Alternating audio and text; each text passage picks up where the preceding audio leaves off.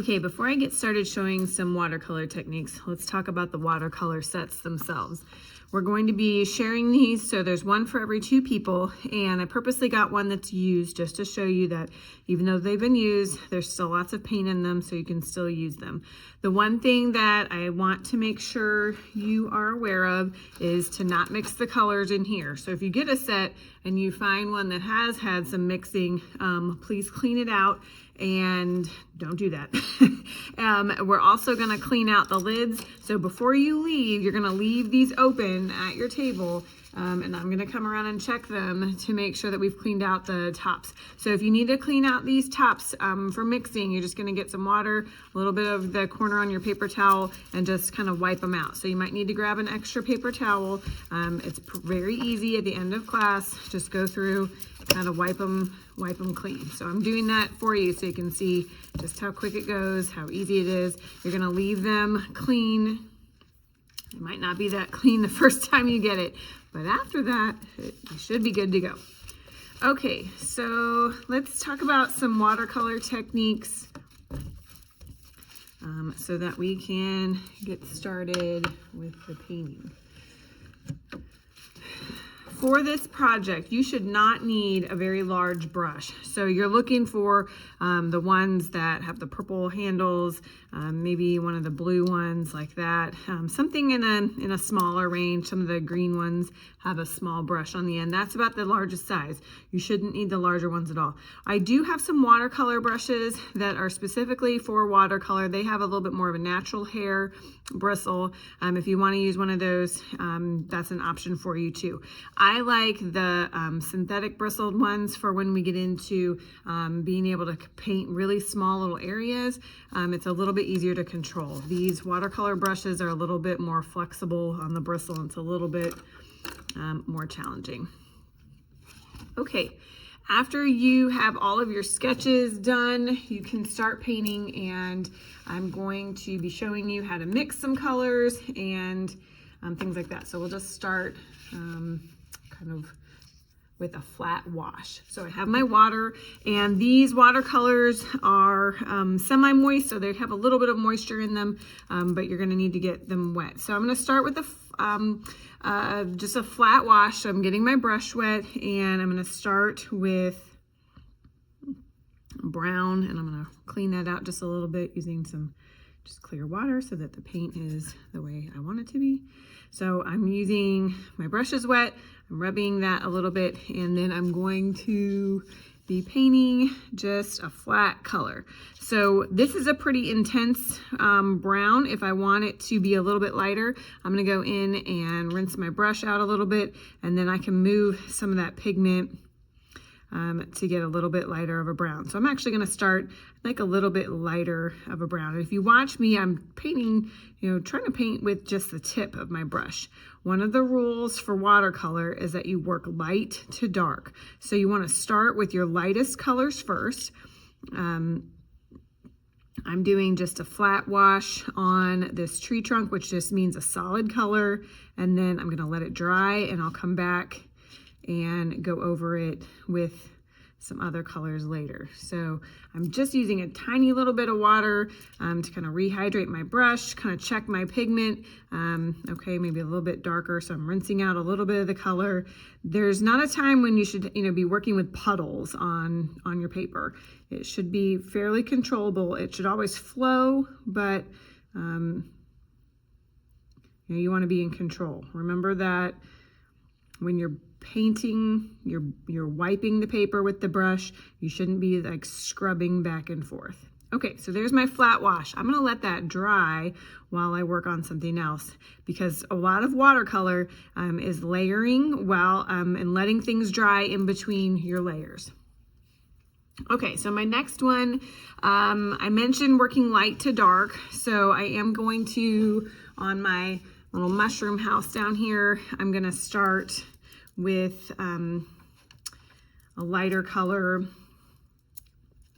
and I'll show you how to mix some colors. So I think I'd like this to be a little bit kind of an earthy color with the brown. So I'm going to get my brush wet, I'm mixing into the brown, and then I'm going to come over and rub it on the little plastic palette. Even if that paint dries, I can rehydrate it. That's one of the cool things about watercolor, is that even if it starts to dry, I can come back. So I've mixed a little bit of orange with the brown because I wanted something a little bit warmer for my tree trunk. So once again, I'm working light to dark. This is just my first layer. I'm gonna do bottom of my mushroom houses with this color that I mixed. So make sure if you're mixing special colors, you use them everywhere on your flash sheet that you think you want to use it for today, because at the end of class, I want you to clean out the lids so that they are clean for the next group and clean for the next day. And a little bit of that mixing in the lid will go a long way. So, you know, we're not doing giant paintings, so you should have plenty of paint in there for your color. And once again, I'm doing just a flat wash, and I'll come back and layer a color over that a little bit later. So whenever I go to get more paint, usually I touch the water just to make sure my brush has some hydration, some water on it, and then go from there. Okay. And anytime you need to move a little bit of the pigment around, so I can just rinse my brush out a little bit and just kind of use some clean water to kind of even things out. Like if I get a spot where there's a little bit too much paint, a little bit too much pigment, I don't want it to be quite that dark, you can just use some clear water to kind of move it around a little bit. Okay, so that was working light to dark, and I showed you how to mix the color. So if I am doing a skin tone or something like that for my little fairy over here, I might need to start with white. So when I come over here to my white, I can see that somebody has maybe mixed a little bit of black into it, trying to make a gray. So I'm going to clean it out, and then I'll show you kind of how to do a skin tone. If you're doing a light skin tone, you would want to start with white and maybe mix a little bit of brown and a little bit of orange into it. And let me make sure I got everything on the camera here. So here's some white over here, and it's a little bit gray because somebody made gray in here. So I'm trying to clean it out the best I can, but this just might be kind of a duller skin tone. So some white over here. I'm going to add a little touch of brown, and then you can, you know, go from there. Maybe I need to add a little bit more white to it. Maybe I want to warm it up a little bit. You can add a touch of red or a little bit of orange, and that can warm things up a little bit. If you're going to do a darker skin tone, you know, you can start with brown, add just a little bit of white to it. It kind of just depends on the kind of skin tone you want to do. So I've added a little bit of red to that just to warm it up a little bit. So once again, another way is to mix some colors, and you can mix any colors that you want. So, you know, here's the skin tone for my person. I'm not going to paint all of their skin right now. I just wanted to show you easy way to make a skin tone. And you can, you know, if you need to make a gray, same thing. Start with white, add a little bit of black to it. A lot of the same rules that we have for mixing tempera paint colors. It's the same idea. Okay, so there's my skin tone. Next one, gradation. So let's talk about having one color fade into another one. So what I can do is you need to kind of work in one spot at a time. So for this one, that might actually be a good time if you want to try one of the watercolor brushes. I'll show that on the top of my mushroom house. So let's say I want to start off with a warm color. I'll start with a red, and then I'm going to have it kind of maybe fade to a different color. So gradation, right? We're transitioning from one color to the next. So I'm going to start with my warm color at the top, and I'm going to try to work around my little spots. And with gradation, I want to have the colors mix a little bit. So I'm having one color that's trying to transition to the next color. So this brush is definitely a little bit more wiggly and flexible, so I can already tell it's a little bit more challenging for me to control. I'm not used to using these brushes so much. So I want the top to be this particular color, but then by about here, I want it to start transitioning. So I'm gonna rinse out my brush and just use a little bit of clear water, and I'm just kind of pulling it down, and the color should be fading in intensity, right? Because I'm just using water now. So you can see it's starting to get a little bit lighter as I'm pulling it down a little bit more. And then while it's still wet, so I'm trying to work not fast, like without, you know, control or not planning things out, but quickly, as in I can't take a break in the middle of this. You can't have a 15-minute conversation with somebody, not touch your paper while this is happening. I'm gonna rinse out my brush, and I'm switching over to my other color that I wanna transition to. So I'm switching over to some yellow. While this is still wet, I'm gonna come in here and let these two colors start to touch. So you can see when wet color touches wet color, they're gonna mix together. And that's kind of what I want for this. So I want this to be yellow by the time it's down at the bottom, but up in here, I want it to mix together. So I'm kind of allowing these two colors to mingle together right where they're touching. And I'm working in small little spots so that I can kind of stay in control. I don't want the orange-ish color that I'm making to kind of go everywhere. I want it to be yellow by the time I get down to the bottom of the mushroom. It's kind of mixing over there a little bit, but you can rinse out your brush whenever you need to. So I'm going back to my yellow. I'm adding some yellow down at the bottom because I do want the bottom to be totally yellow. And then as we're coming up, that red's already started to dry a little bit. So I'm gonna kind of spend a little time there and kind of rehydrate it and get it to mix together a little bit. And then I might need to just go back and forth a little bit with just some clean water. So my brush is rinsed out, and I'm kind of just going back over this transition to kind of let those two colors blend together. Okay, now there's a decent amount of water on this paper, so I don't want to pick it up and like, you know, turn it, because the colors might run a little bit like that. But I wanted to show you how you can get the two colors to blend together. Okay, let's talk about applying wet color to wet paper. And so you've seen what happens when wet paint touches wet paint. You've seen how we can just apply the paint to a dry paper. Now I'm going to show you how you can apply paint on wet paper. So I can have